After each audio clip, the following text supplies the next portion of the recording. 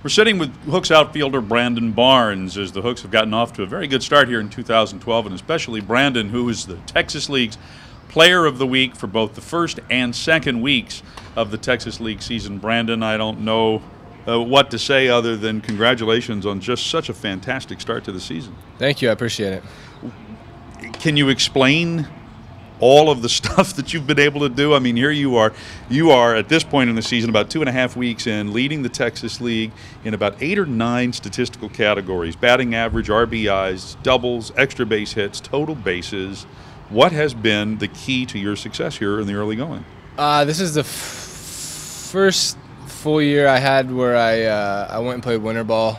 I played a little bit in the Arizona Fall League, but I went out to Australia in the winter and kind of went down there with a purpose, not just to go play, but to hone my skills at the home plate and just kind of go up there with a plan and have a mental approach every time I step in the box. Maybe it might be from that at bat or pitch to pitch, but I think the big key is not missing pitches I need to hit, and that's led to quite a few doubles and some home runs. But I think the key is just not missing my pitch, and the work that I've put in the past 8 years is starting to finally pay off. So is it just a sharper mental focus at the plate, a refining of the strike zone? Is it more mental than physical? Definitely. I've always had the physical ability to play baseball, and I just think once I learned how to hone down those mental skills and kind of have an approach every at bat, it's really helped me a lot. And when you think about it, you've got about 1 extra base hit so far for every game you've played. You are on pace to shatter, and I mean shatter, the Hooks doubles record. Are you, when you're swinging and hitting, does it feel any different than it's felt in the past? I think the main thing with the feeling is that I'm not missing those pitches. Being in the right position to hit and being ready for every different type of pitch, whether it's a fastball, curveball, slider.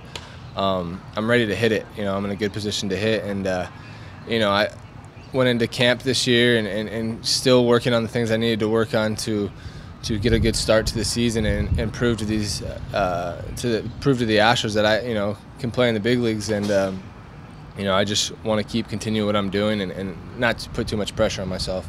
The success that guys like Jose Altuve, J.D. Martinez, and Jimmy Paredes had here last year, where they were all solid when they were with us, and then they get the call up to the big leagues, and they all had success. Does that give you guys, and you in particular, more hope that perhaps something like that could happen as well this year for you?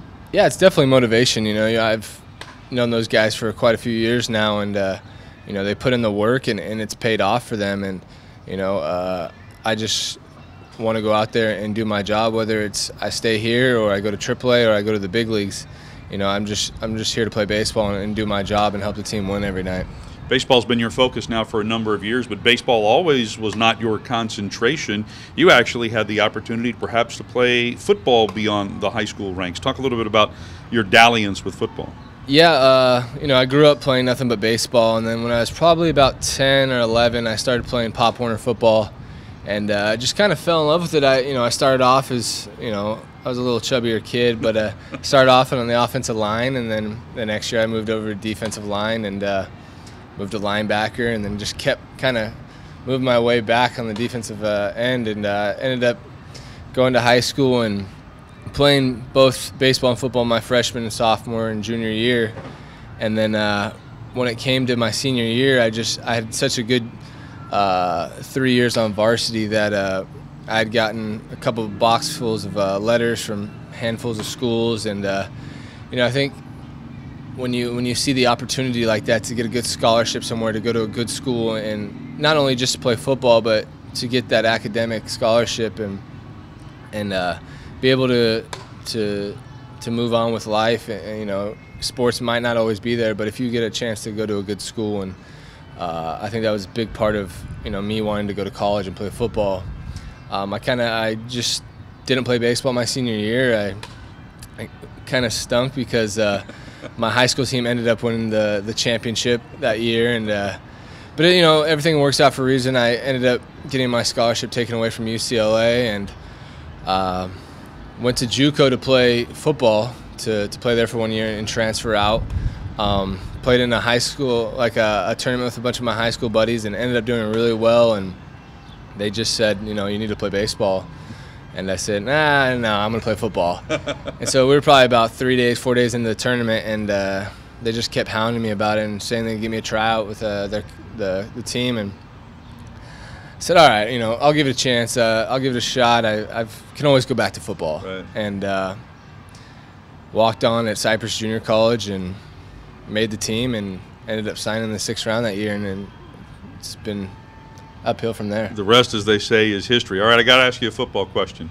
Better to hit guys or better to block guys? Oh, it better be to hit guys, man. That's what I lived for. I lived to go out there and to make some hits and make everybody in the crowd say ooh. So. And you were toward the time about the time you were contemplating going to college to play football. You were playing in the secondary, right? Yes, I was playing free safety, a little strong safety, a little cornerback, but I was recruited to play strong and free safety.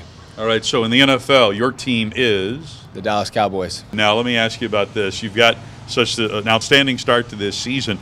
Your family's with you, your wife, Sean, your little daughter, Kennedy. Having them with you has got to be a big plus here at the outset of play. Oh, yeah. I had my wife back in 2010. She lived with me, and I just felt like those over nights and those bad nights they went away a lot easier. You spend time with, you don't have to think about it when you go home. You just hang out with your wife, and it's the same this year. I've had a couple rough nights here and there, but I feel like, as soon as I leave the clubhouse and I see my daughter and my wife, it's nothing matters. This game is so small in our lives that family and what we live for is so much more than this game. Mm-hmm. All right, when we go on road trips, some of these road trips we're on are long bus rides. What do you do to pass the time on the bus outside of sleep when you can? I'm an early riser now because of the baby, but kind of get up around 9 o'clock and go down, have some breakfast. I'll have some coffee and check my Twitter page and my Facebook and just kind of hang out, maybe watch some Sports Center. All I do is watch sports and baseball and all that, but just kind of relax and savor the free time we have and just kind of hang out. And I'm kind of a me guy. I like to hang out by myself and relax, go out to lunch with one of the guys or something and just talk life and talk baseball. So on the bus then, are you listening to the iPod?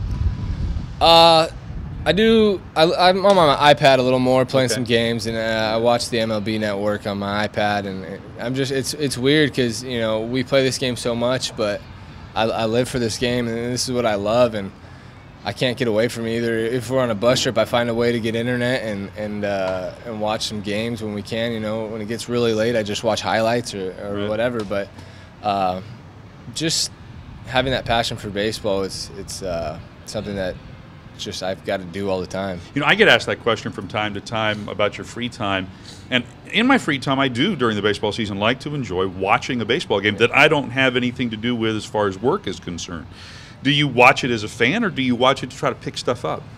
Both. I watch it to see how the game's played up there. It's every level. It's a different change, and there's, going to Major League camp this year, it opened my eyes to how the game. It's a lot quicker up there, and it's a lot more mental than anything. And just picking up that, watching games, and I've got quite a few buddies that have made it to the major leagues the past couple of years, and it's always fun to kind of catch a game and watch what they're doing and see how they're succeeding. It's pretty fun. All right, if folks want to follow you on Twitter, where do they go? At the Barnyard 15. All right, very good. Brandon, thanks so much for your time.